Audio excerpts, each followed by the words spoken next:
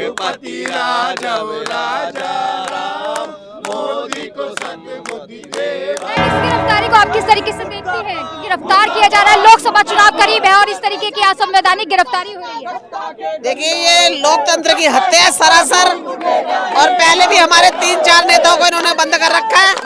ये जो ईडी के कहने पे ये जो सब कुछ कर रहे हैं ना, इससे कुछ फर्क पड़ने वाला। एक अरविंद केजरीवाल जी को गिरफ्तार कर लेंगे, ये सारे खड़े हैं, इनको भी गिरफ्तार करो ना। जो काम होना है ना वो ये कर नहीं सकते। ये कहते हैं ना 400 के पार, इनके पसीने छूट रहे हैं मोदी के, तभी तो ये परेशान है, तभी तो ये सब ड्रामा कर रहा है। आज सुप्रीम कोर्ट ने जो इलेक्ट्रोल बॉन्ड उजागर हुए हैं, उसी को ढकने के लिए आज ये चाल खेली गई है अंदर करने के लिए। पूरी दुनिया के सामने इलेक्ट्रोल बॉन्ड को ढकने के लिए साजिश रची जा रही है। ये सारी दुनिया को, सारे देश को पता है, उसी के लिए आज 21 तारीख को इलेक्ट्रोल बॉन्ड का जो है पूरा ब्यौरा देना था, सीजीआई ने पक्का लगाई थी आज, और सुप्रीम कोर्ट ने हाँ जी आज उजागर हुआ है। उसको छिपाने के लिए, लोगों को गुमराह करने के लिए आज ये किया जा रहा है। जो ये काम हो रहा है ये दरअसल लोकतंत्र का मिसयूज है, ईडी का मिसयूज है।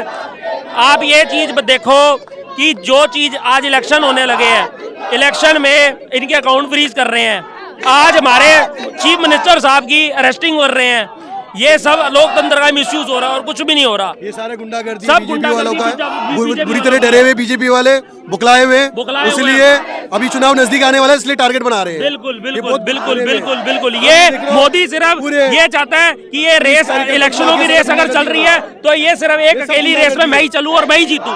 जो है अटकलें लग रही है। अगला सीएम कौन? हमने तो पहले से कहा, ये तो अब नहीं, हम तो 3 महीने से कह रहे हैं कि अगर जेल भी जाना पड़ा, सारी कैबिनेट को भी जेल भेज देते हैं, सारे एमएलए को भी अगर जेल भेज देते हो तो हम जेल से ही सरकार चलाएंगे।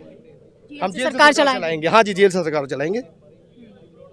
कि ये बड़ा देखिए देखने को मिल रहा है कि तमाम लोग यहाँ पर मौजूद हैं, जेल में भरने को लिए तैयार हैं, डटकर खड़े हुए हैं यहाँ पर, और जेल से सरकार चलाने की बात की जा रही है। तो आप देख सकते हैं तमाम यहाँ पर नज़ारा है सीएम अरविंद केजरीवाल जी के बाहर आवास का नज़ारा मैं दिखा रही हूँ आपको।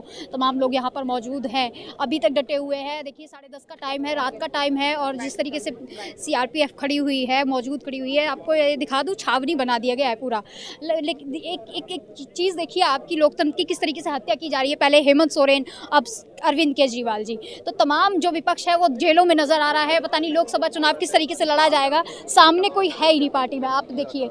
लेकिन यहाँ पर शिकंजा किस तरीके से कसा जा रहा है। सर कुछ कहना चाहेंगे थोड़ा सा? नहीं, इसमें कहने की बात नहीं, बिल्कुल सामने की बात है। आप देख रही हैं किस प्रकार से देश में एक तरफा चुनाव करानी चाहिए। इसमें तो मुझे लगता है चुनाव आयोग को खुद संज्ञान लेना चाहिए।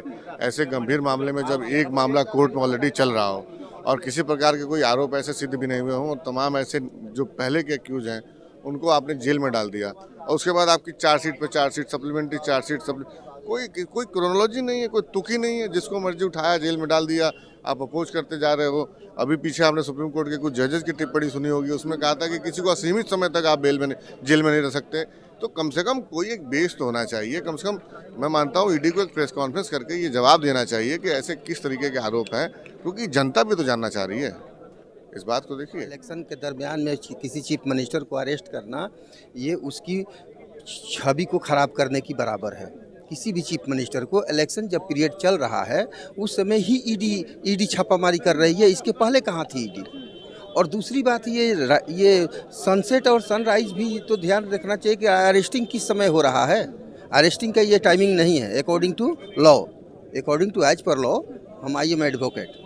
हम देख पा रहे थे टीवी चैनल्स पे जो है एक तरीके का सुबह से क्या पेच फंसता नज़र आ रहा है, और बाहरी झटका लगा है केजरीवाल जी को। इस तरीके का माहौल पहले बनाया गया और फिर ये अटकलें लगाई गई कि आज गिरफ्तारी तय है, आज गिरफ्तारी तय है, और रात तक हम ये देख पा रहे हैं कि गिरफ्तारी हो गई। तो गिरफ्तारी ये गलत है, जबकि नहीं, इस तरह की गिरफ्तारी नहीं होती है।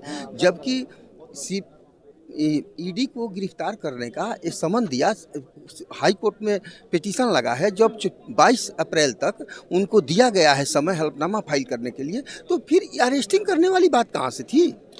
अरेस्टिंग का तो कोई बात नहीं बनता था। और वो भी इलेक्शन का पीरियड है, चल रहा है, नॉमिनेशन करना है, सब लोग कैंपेनिंग करना है। उस समय बीजेपी का यह कहना है कि जितनी बड़ी बड़ी पार्टियां हैं, जिसको 10 वोट है जो हमें हरा सकता है, उसको किसी तरह से अरेस्ट करके अंदर डाल दो। ये तमाम कार्यकर्ता आप सामने देख रहे हैं, महिलाएं जो है गुंडागर्दी की बात कर रही हैं कि मोदी गुंडागर्दी नहीं चलेगी।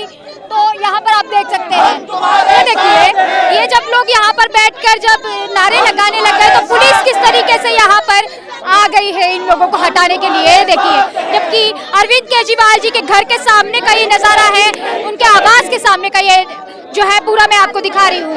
जैसे ही